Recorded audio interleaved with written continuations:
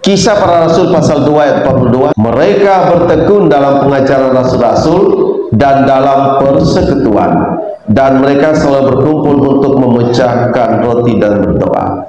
Gereja mula-mula memberikan pengertian Sabat dalam arti setiap hari, yang kemudian dikhususkan pada hari Minggu dengan 3 poin yang dilakukan pada waktu ibadah. Yang pertama, membuka diri mendengar firman Tuhan. Untuk itulah kita selalu datang dengan segala kerinduan untuk mendengar firman Tuhan yang disampaikan melalui khotbah, renungan-renungan pada ibadah kita. Itu yang dilakukan dalam gereja. Khotbah modelnya berbeda. Ada yang pakai berteriak, lompat-lompat.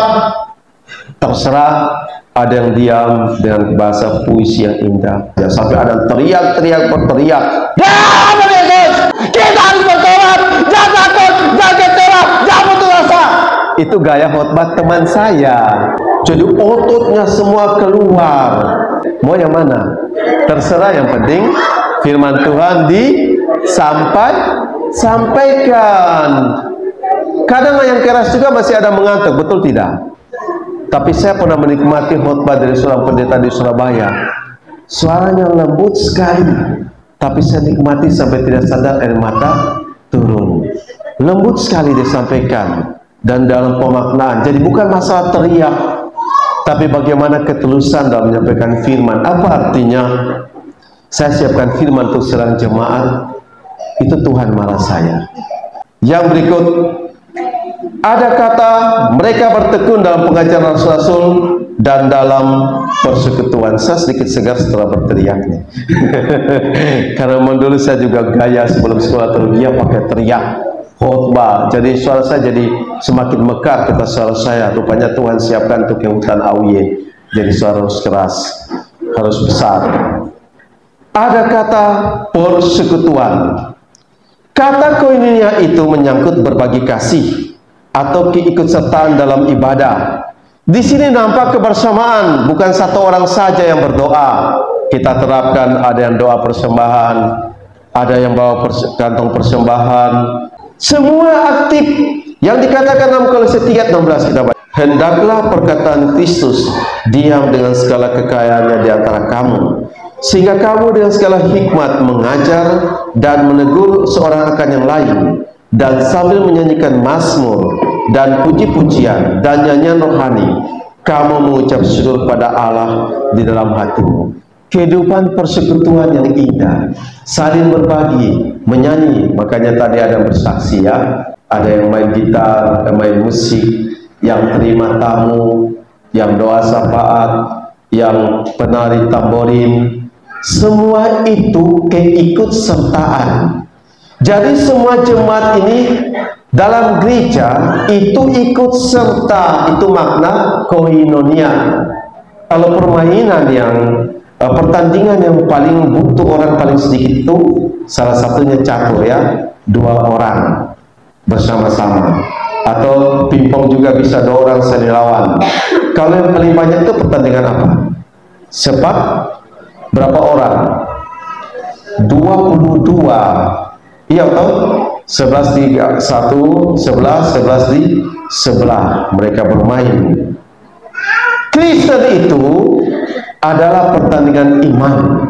Semua wajib bertanding. Tidak bisa bilang, saya kan cuma pergi gereja saja, yang lain bertugas, saya tidak. Pertandingan iman mewajibkan semua kita ini bertanding, amin. Iya, bertanding semua. Jangan ada yang jadi penonton, karena kalau jadi penonton kita akan kelihatan hebat, betul tidak? Kita nonton orang main bola, kita akan lebih hebat, kita teriak-teriak, aduh harus bilang begini, ayo gini, ayo gitu. Padahal kita sendiri tentang bola saja miring-miring. Kristen itu adalah koinonia, terikat jadi satu, tidak bisa jalan sendiri-sendiri. Poin yang ketiga dikerjakan dalam gereja adalah doa. Doa-doa yang perlu dinaikkan. Alasan yang terakhir mengapa hari Minggu tidak gereja itu berdosa, yaitu yang didapatkan di gereja. Apa yang kita dapatkan? Orang bertanya, untuk apa ke gereja? Dapat apa di sana? Waduh, ngeri kalau orang bertanya seperti itu. Ada penjelasannya mengapa begitu. Yang didapatkan dari gereja adalah kebahagiaan karena mendengar firman Tuhan. Mazmur pasal 1. Bahagia, ada sukacita, ada kekuatan yang dibaharui, firman yang bekerja sungguh-sungguh dari hati, dikuatkan. Yang tadinya sudah mau cerai, jadi tidak cerai. Yang tadinya sudah berpikir pikiran picik untuk melakukan kejahatan lain, lalu kemudian merasakan ada kebahagiaan, sukacita, lalu berubah tanpa diperintah. Lalu apa? Sudah saya sambung tadi, hidup yang diubahkan, 2 Timotius 3:16, dan disenangi oleh Tuhan. Untungnya kita beribadah itu Tuhan senang. Karena apa? Ada korban syukur yang dinaikkan. Ibrani 13 ayat 15 mencatat itu. Tuhan senang dengan puji-pujian. Dikatakan bahwa Allah bertakhta di atas puji-pujian orang Israel, atau orang-orang yang sungguh-sungguh memuliakan Tuhan. Disenangi Tuhan karena apa? Ada doa yang dinaikkan seperti kemenyan, bersama kemenyan dan seperti kemenyan, dicatat dalam Wahyu pasal 5 ayat 8, Wahyu pasal 8 ayat 3, 4, bahwa doa bersama kemenyan naik. Jadi waktu kita sungguh-sungguh berdoa, doa itu naik untuk kemuliaan Tuhan. Tuhan senang. Doa menjadi pedupan yang berbau harum. Tuhan senang. Bapak Ibu, kalau Tuhan senang dengan kita, apa akan dilakukan? Bapak Ibu bisa paham? Kita senang dengan orang lain, apa saja kita ingin lakukan untuk orang itu. Walaupun mungkin kita orang paling sekikir, tapi karena kita senang, aduh, kita kasih keluar juga barang yang kita simpan untuk orang itu. Tuhan senang, otomatis kita mendapatkan berkat luar biasa. Anak-anak yang taat menghargai persekutuan. Yang berikutnya dapatkan dari gereja, mempererat persekutuan. Ibrani 13 ayat 1. Peliharalah kasih persaudaraan. Bagaimana bisa akrab, bisa merasa satu kalau malas gereja, jarang datang gereja? Begitu orang jarang datang gereja, dilihat orang lain itu apa? Seperti orang lain. Ya karena orang lain. Begitu disuruh nyanyi dalam Tuhan kita bersaudara, lirik kiri kanan, dia hanya begini saja. Karena rasa orang lain. Gereja ini membuat kita menjadi erat, menjadi satu, menjadi kuat. Karena tiap hari sama-sama, lama-kelamaan saling kenal. Saya biasa bilang pemuda, lebih baik kalian cari jodoh di gereja daripada cari jodoh di luar gereja. Setuju tidak? Setuju. Cari dalam gereja kalau masih ada stoknya.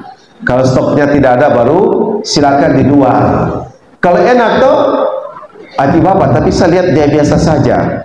Ada lagu bilang apa? Mulanya biasa saja, akhirnya datang itu pakar-pakar yang tahu lagu itu. Sudah pakar itu, sudah tembus. Tapi mulanya biasa saja, yang datang juga cuma satu lah, jangan mau semua banyak-banyak. Itu payah ya. Kita masuk pada kesimpulan. Adalah dosa ketika hari Minggu kita tidak mau beribadah kepada Tuhan. Betul-betul dosa. Saya sudah uraikan tadi. Dengan alasan yang tidak tepat. Ada yang alasan capek ke gereja. Aduh, ke gereja capek. Ada yang alasan tidak suka lihat orang itu di gereja. Yang berikut, tidak punya persembahan. Malu tidak ke gereja karena tidak punya persembahan. Yang Tuhan minta uangmu atau hidupmu? Hidup kita. Datang ke gereja tidak persembahan, Tuhan marah tidak? Tidak. Yang berikut dibilang alasan sakit yang dibuat-buat. Aduh, perutku sakit. Saya paling takut kalau orang ke gereja, tidak ke gereja alasannya sakit, padahal tidak sakit sebenarnya. Tidak sakit sesungguhnya, masih bisa jalan ke tempat yang lain, tapi ke gereja, aduh sakit, perutku sakit. Takutnya itu kita benar-benar dihukum Tuhan dengan ketakutan. Sakit sedikit, aduh alasan sakit. Tapi coba dulang, sakit pun tidak dipikirkan, betul tidak? Kasih makan babi, kepala sakit pun jalan sambil elus-elus kepala babi. Tapi ke gereja alasannya sakit. Tapi syukur ya sakit-sakit gitu ya, supaya klinik-klinik laku ya. Yang berikut, karena keangkuhan. Saya tidak ke gereja juga lebih baik dari dia kok. Saya tidak ke gereja juga lebih baik dari kamu. Wah, itu sombong kan? Dia sudah bisa dirinya lebih baik daripada orang yang ke gereja. Saya tidak ke gereja pun lebih kaya dari kamu. Dia merasa dia bisa mendapat berkat tanpa Tuhan, mengolok-olok gereja. Yang berikut, tidak sadar akan pentingnya persekutuan. Saya tidak ke gereja juga saya bisa ibadah lewat radio, lewat Facebook. Nanti kau sakit, radio datang kan? Iya. Nanti kau sakit, langsung orang berdoa lewat radio. Dalam nama Yesus ku kirim minyak tawon, ku kirim obat. Begitu kan? Boleh. Kalau benar-benar sakit, sudah nggak bisa melangkah, dengar radio di rumah, Facebook, silakan. Tapi masih bisa jalan juga karena tidak berharap, tidak menganggap pentingnya persekutuan. Alasannya banyak. Saya tidak pergi ke gereja juga bisa begini. Yang berikut, lebih baik saya kerja. Untuk apa ke gereja? Sudah buat kegiatan capek, gereja jadi korban. Untuk apa ke gereja? Alasan kemudian dibikin beragam-agam. Untuk apa? Lebih baik saya kerja dapat uang, hidup saya sudah susah. Saya bertemu seorang pemuda di kapal Bobar. Dia bilang, Om, saya tidak ke gereja, kerja saja sudah hidup susah. Apalagi ke gereja, buang waktu. Jadi seperti yang dia imani, hidupnya tentu susah. Karena meremehkan persekutuan, menganggap ibadah sesuatu pekerjaan yang membosankan. Coba dia lagi capek, tiba-tiba bosnya telepon, kawan, kau bisa bawa mobil kah? Kita pergi mancing. Kau sehat? Sehat. Padahal Surabaya ke Pak Gembala, minta maaf saya rintek ke gereja karena sakit. Tapi begitu bos, langsung, oh siap, jalan. Orang-orang yang meremehkan persekutuan. Padahal Alkitab bilang dari sanalah berkat diperintahkan Tuhan. Di mana ada persekutuan, berkat diperintahkan. Tapi rumah saya jauh, rumah jauh, bisa buat yang lain tidak. Atau hidupmu hanya ke gereja sehingga tidak bisa ke gereja karena rumah jauh. Tapi saya nggak punya motor. Emang ke gereja itu harus punya motor? Tapi saya takut suatu saat kita bergumul. Tuhan juga bilang tapi. Karena kita menganggap remeh persekutuan. Merasa ke gereja tidak mendapatkan sesuatu, kita menjadi malas. Apalagi kesempatan hujan itu alasan tepat. Walaupun masih bisa jalan, tapi alasannya beragam. Tidak sedikit biar Tuhan tahu kok hujan.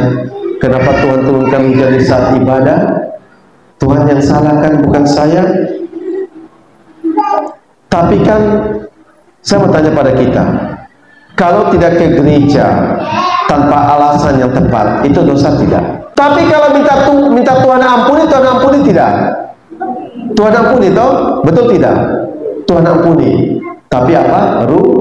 Rugi hidupmu, rugi. Ibrani 10 atau 5, janganlah menjauhkan diri dari pertemuan-pertemuan ibadah yang seperti dibiasakan oleh orang-orang lain. Dan Tuhan Yesus klaim, tetapi carilah dahulu kerajaan Allah dan kebenarannya, maka semuanya itu akan ditambahkan kepadamu. Mau ditambahkan oleh Tuhan, hargailah hari Minggu. Amin. Sudah mengerti hari Minggu penting? Amin. Amin.